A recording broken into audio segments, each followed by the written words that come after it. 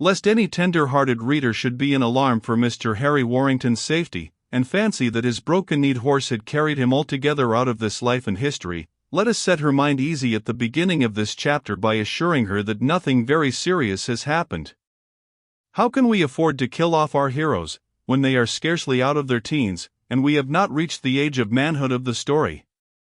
We are in mourning already for one of our Virginians, who has come to grief in America. Surely we cannot kill off the other in England? No, no. Heroes are not dispatched with such hurry and violence unless there is a cogent reason for making away with them. Were a gentleman to perish every time a horse came down with him, not only the hero, but the author of this chronicle would have gone underground, whereas the former is but sprawling outside it, and will be brought to life again as soon as he has been carried into the house where Madame de Bernstein's servants have rung the bell. And to convince you that at least this youngest of the Virginians is still alive, here is an authentic copy of a letter from the lady into whose house he was taken after his fall from Mr. Will's brute of a broken-kneed horse, and in whom he appears to have found a kind friend. To Mrs. Esmond Warrington, of Castlewood. At her house at Richmond, in Virginia. If Mrs. Esmond Warrington of Virginia can call to mind 23 years ago, when Miss Rachel Esmond was at Kensington boarding school, she may perhaps remember Miss Molly Benson, her classmate, who has forgotten all the little quarrels which they used to have together, in which Miss Molly was very often in the wrong, and only remembers the generous, high-spirited, sprightly Miss Esmond, the Princess Pocahontas, to whom so many of our schoolfellows paid court. Dear Madam, I cannot forget that you were dear Rachel once upon a time, as I was your dearest Molly. Though we parted not very good friends when you went home to Virginia, yet you know how fond we once were.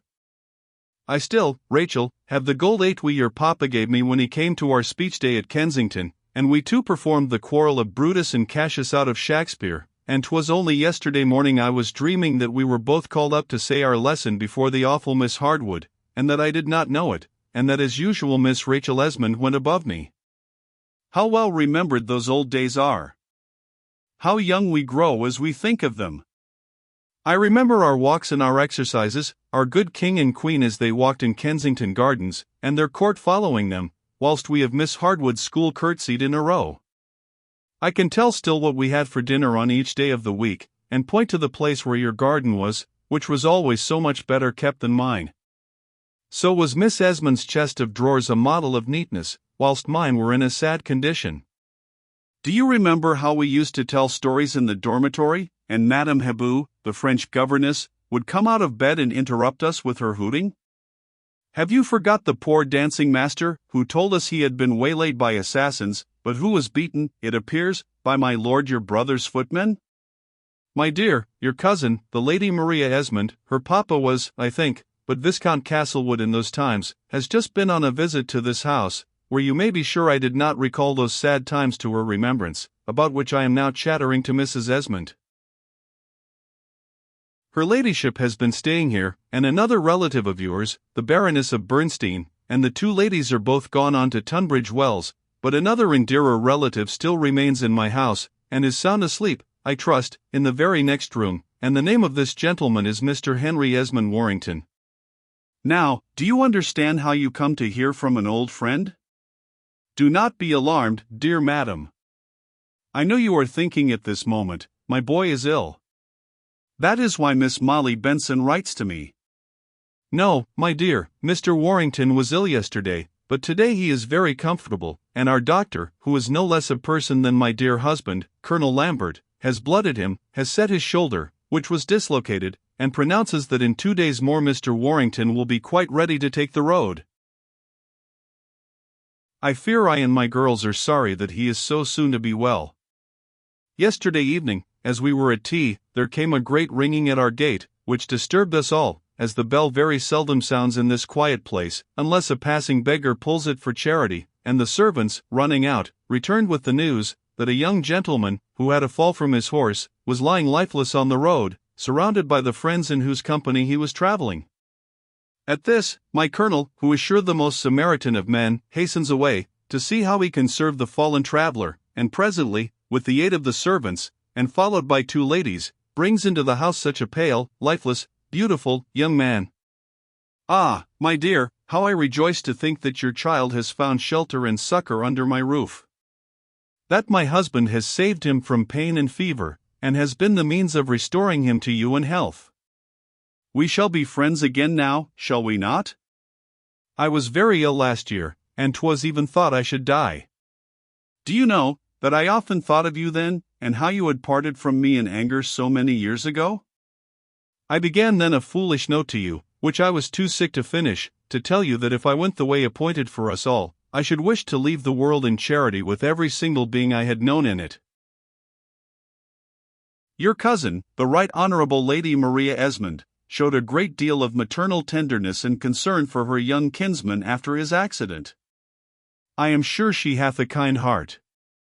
The Baroness de Bernstein, who was of an advanced age, could not be expected to feel so keenly as we young people, but was, nevertheless, very much moved and interested until Mr. Warrington was restored to consciousness, when she said she was anxious to get on towards Tunbridge, whither she was bound, and was afraid of all things to lie in a place where there was no doctor at hand.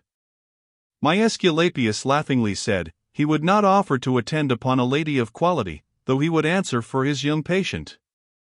Indeed, the Colonel, during his campaigns, has had plenty of practice in accidents of this nature, and I am certain, were we to call in all the faculty for 20 miles round, Mr. Warrington could get no better treatment. So, leaving the young gentleman to the care of me and my daughters, the Baroness and her ladyship took their leave of us, the latter very loath to go. When he is well enough, my Colonel will ride with him as far as Westerham, but on his own horses, where an old army comrade of Mr. Lambert's resides. And, as this letter will not take the post for Falmouth until, by God's blessing, your son is well and perfectly restored, you need be under no sort of alarm for him whilst under the roof of, Madam, your affectionate, humble servant, Mary Lambert. P.S. Thursday. I am glad to hear, Mr. Warrington's colored gentleman hath informed our people of the gratifying circumstance, that Providence hath blessed Mrs. Esmond with such vast wealth, and with an heir so likely to do credit to it. Our present means are amply sufficient, but will be small when divided amongst our survivors. Ah, dear madam, I have heard of your calamity of last year. Though the Colonel and I have reared many children, 5, we have lost 2, and a mother's heart can feel for yours. I own to you, mine yearn to your boy today, when, in a manner inexpressibly affecting to me and Mr. Lambert, he mentioned his dear brother. 'Tis impossible to see your son, and not to love and regard him. I am thankful that it has been our lot to succor him in his trouble, and that in receiving the stranger within our gates we should be giving hospitality to the son of an old friend.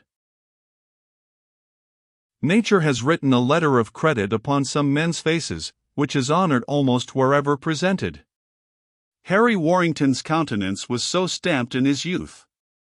His eyes were so bright, his cheeks so red and healthy, his looks so frank and open, that almost all who beheld him, nay, even those who cheated him, trusted him. Nevertheless, as we have hinted, the lad was by no means the artless stripling he seemed to be. He was knowing enough with all his blushing cheeks, perhaps more wily and wary than he grew to be in after age. Sure, a shrewd and generous man, who has led an honest life and has no secret blushes for his conscience, grows simpler as he grows older, arrives at his sum of right by more rapid processes of calculation, learns to eliminate false arguments more readily, and hits the mark of truth with less previous trouble of aiming and disturbance of mind. Or is it only a senile delusion that some of our vanities are cured with our growing years, and that we become more just in our perceptions of our own and our neighbors' shortcomings? I would humbly suggest that young people, though they look prettier, have larger eyes, and not near so many wrinkles about their eyelids, are often as artful as some of their elders. What little monsters of cunning your frank schoolboys are! How they cheat mamma! How they hoodwink papa! How they humbug the housekeeper! How they cringe to the big boy for whom they fag at school! What a long lie and 5 years' hypocrisy and flattery is their conduct towards Dr. Birch! And the little boy's sisters? Are they any better, and is it only after they come out in the world that the little darlings learn a trick or two? You may see, by the above letter of Mrs. Lambert, that she, like all good women, and, indeed, almost all bad women, was a sentimental person, and, as she looked at Harry Warrington laid in her best bed, after the Colonel had bled him and clapped in his shoulder, as holding by her husband's hand she beheld the lad in a sweet slumber, murmuring a faint inarticulate word or two in his sleep, a faint blush quivering on his cheek, she owned he was a pretty lad indeed, and confessed with a sort of compunction that neither of her two boys, Jack who was at Oxford, and Charles who was just gone back to school after the Bartlemitide holidays, was half so handsome as the Virginian. What a good figure the boy had! And when Papa bled him, his arm was as white as any lady's. Yes, as you say, Jack might have been as handsome but for the smallpox, and as for Charlie, always took after his papa, my dear Molly, said the Colonel, looking at his own honest face in a little looking-glass with a cut border and a japan frame, by which the chief guests of the worthy gentleman and lady had surveyed their patches and powder, or shaved their hospitable beards. Did I say so, my love? Whispered Mrs. Lambert, looking rather scared. No, but you thought so, Mrs. Lambert. How can you tell one's thoughts so, Martin? Asks the lady. Because I am a conjurer, and because you tell them yourself, my dear, answered her husband. Don't be frightened, he won't wake after that draught I gave him. Because you never see a young fellow but you are comparing him with your own. Because you never hear of one but you are thinking which of our girls he shall fall in love with and marry. Don't be foolish, sir, says the lady, putting a hand up to the Colonel's lips. They have softly trodden out of their guest's bedchamber by this time, and are in the adjoining dressing-closet, a snug little wainscoted room looking over gardens, with India curtains, more japan chests and cabinets, a treasure of china, and a most refreshing odor of fresh lavender. You can't deny it, Mrs. Lambert, the Colonel resumes, as you were looking at the young gentleman just now, you were thinking to yourself which of my girls will he marry? Shall it be Theo, or shall it be Hester? And then you thought of Lucy who was at boarding school. There is no keeping anything from you, Martin Lambert, sighs the wife. There is no keeping it out of your eyes, my dear. What is this burning desire all you women have for selling and marrying your daughters? We men don't wish to part with them. I am sure, for my part, I should not like yonder young fellow half as well if I thought he intended to carry one of my darlings away with him. Sure, Martin, I have been so happy myself, says the fond wife and mother, looking at her husband with her very best eyes, that I must wish my girls to do as I have done, and be happy, too.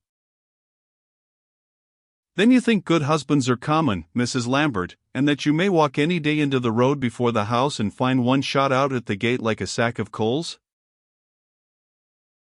Wasn't it providential, sir, that this young gentleman should be thrown over his horse's head at our very gate, and that he should turn out to be the son of my old schoolfellow and friend? Asked the wife. There is something more than accident in such cases, depend upon that, Mr. Lambert. And this was the stranger you saw on the candle 3 nights running, I suppose? And in the fire, too, sir, twice a coal jumped out close by Theo. You may sneer, sir, but these things are not to be despised. Did I not see you distinctly coming back from Minorca, and dream of you at the very day and hour when you were wounded in Scotland? How many times have you seen me wounded, when I had not a scratch, my dear? How many times have you seen me ill when I had no sort of hurt? You are always prophesying, and 'twere very hard on you if you were not sometimes right. Come. Let us leave our guest to sleep comfortably, and go down and give the girls their French lesson. So saying, the honest gentleman put his wife's arm under his, and they descended together the broad oak staircase of the comfortable old hall, round which hung the effigies of many foregone Lamberts, worthy magistrates, soldiers, country gentlemen, as was the Colonel whose acquaintance we have just made. The Colonel was a gentleman of pleasant, waggish humor. The French lesson which he and his daughters conned together was a scene out of Monsieur Moliere's comedy of Tartuffe, and Papa was pleased to be very facetious with Miss Theo, by calling her Madam, and by treating her with a great deal of mock respect and ceremony. The girls read together with their father a scene or two of his favorite author, nor were they less modest in those days, though their tongues were a little more free, and Papa was particularly arch and funny as he read from Orgon's part in that celebrated play.